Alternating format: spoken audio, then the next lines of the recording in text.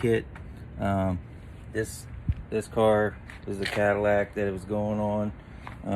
I just want to make a video, kind of show you guys what's going on here. This kit is actually for a different model car. As you can see here, the profile is totally different.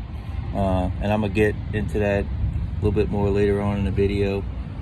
First things first, this kit came with, you know, the old hubcap.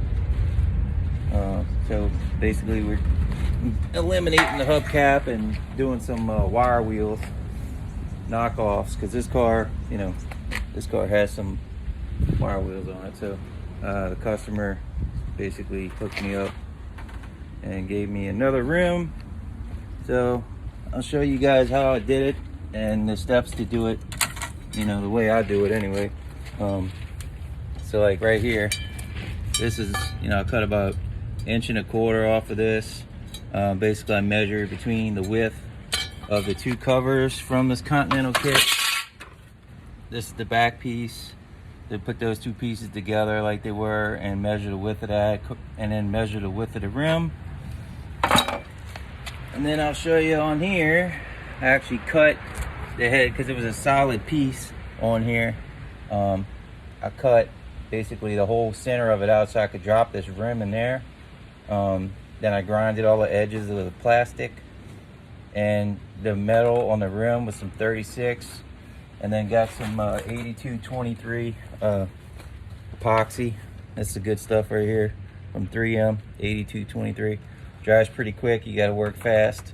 I have it in the sun just to accelerate the process a little bit.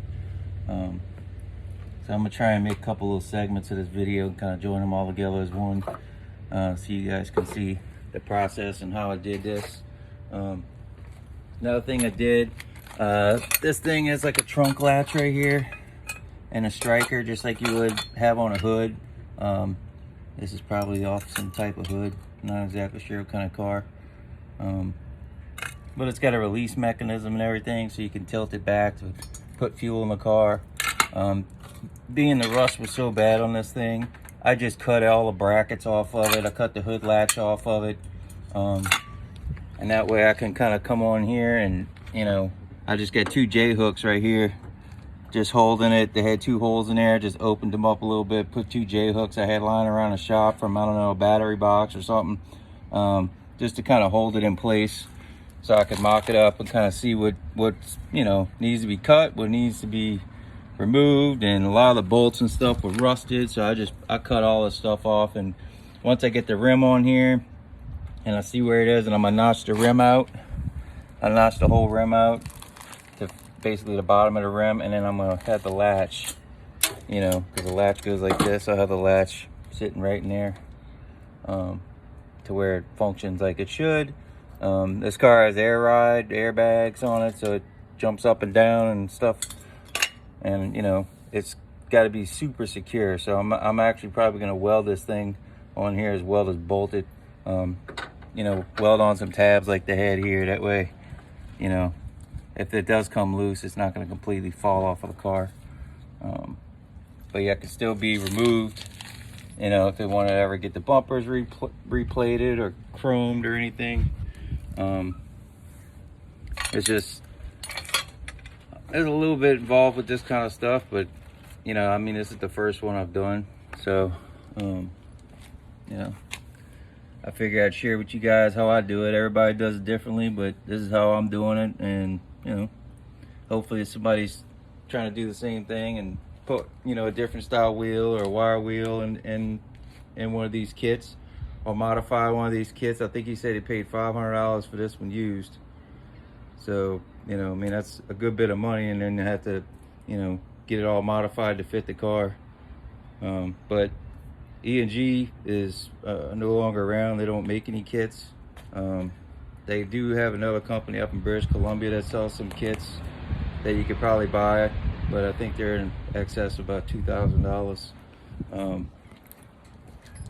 So I guess once the glue dries, I'll make another little video. I'm gonna join that one together, and we'll try and break down the process to help you guys out. All right, peace. I want to show you where we're at. I had to cut the put this out the way here. Had to cut basically the rim because this thing is not leaning back far enough. It's actually touching the bumper. So I know I could take a little bit out of the rim, and then we're gonna have to take some out of the bumper as well. As you can see right here, I cut the lower section off of it, just like another, I don't know, inch or so, and I marked on here with tape, little 3/4 tape, to show the area that I would like to take out of the bumper. So after I clearance the bumper and the rims clearance, I'm trying to get this thing to where it's going to sit straight up and down, parallel to the ground, or parallel to whatever when the car is level.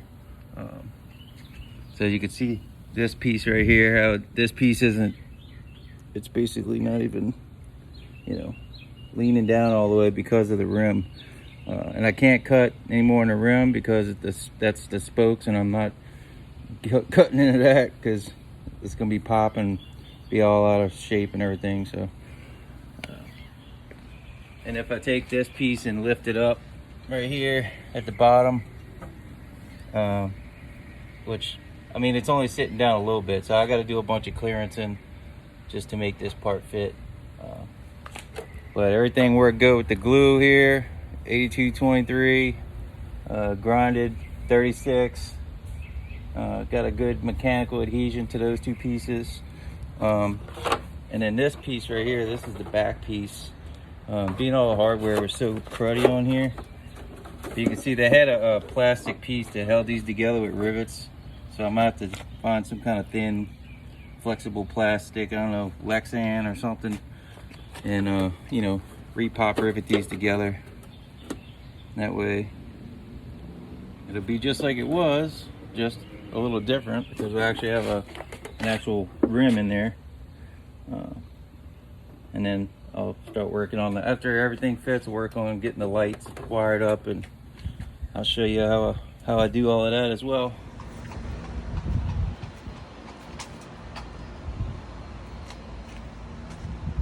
You can see right here how I got it.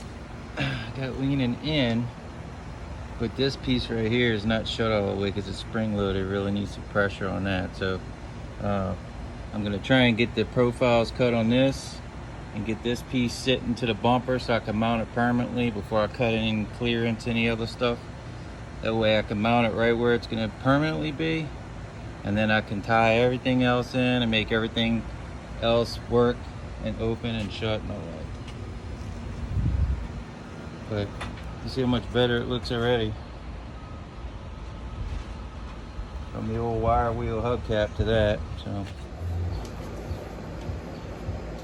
all right, here's the next step. This is I had a body profile gauge, which would show you, you know, you could push it against here like you would a door molding on a house, and it would, all the little fingers would show, you know, the profile. You could use it, trace it, it's a little quicker. For whatever reason, somebody borrowed mine and never brought it back. So, but this is just another quick way you can make a template here. You know, I drew a line on this piece of tape, kind of gives me roughly where I need to be on here. So I could take that and slide that back a little bit, and then I just drew a line on here, so I know I can shave that back a little bit right there, and that'll get this piece moving closer. And I could do the same on the other side, just reverse this piece. And you see I drew a line right here on this one. Well, I got a piece of tape on here, and I drew the line on here as well, so I can line up exactly with that piece. So I'll come back around to this side, and I'll show you over here. It's the same thing. So over here, I mean, the bumper's gonna be the same all the way across, so I could take this piece like this, put it over here, and you see where the profile lines are pretty good on the bumper. Take a fine tip Sharpie,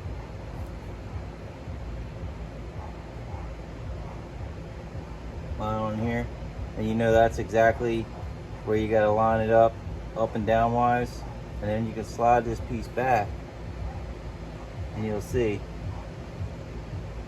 try not to be in your way here.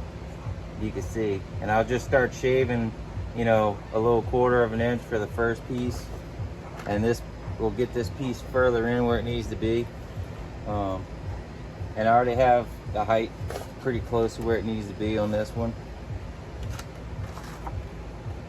And then once we notch these out and get this profile fitting closer in, then we can go from there on to the next step. So.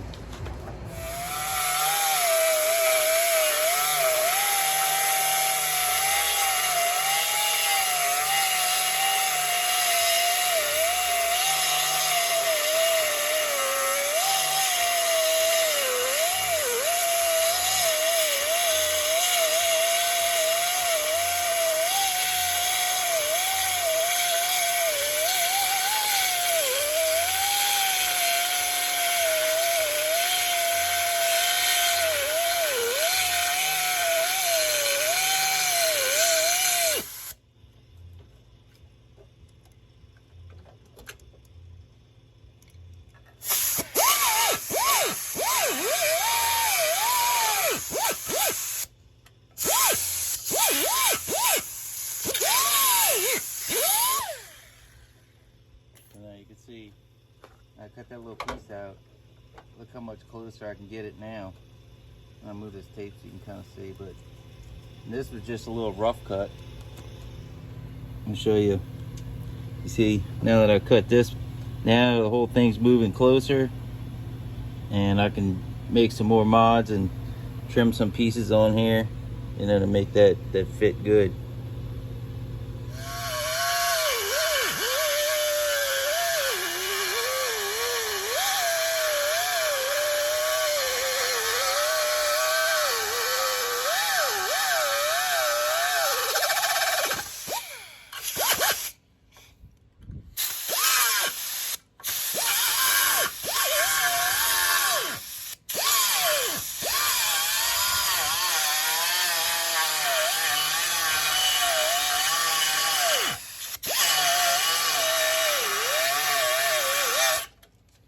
Cutting the curve with a straight disc, so that's why it's binding a little bit.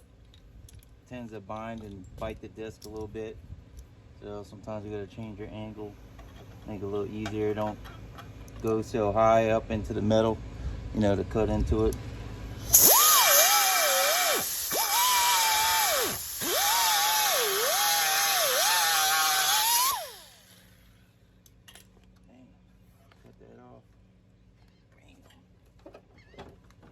Look how much better that fits.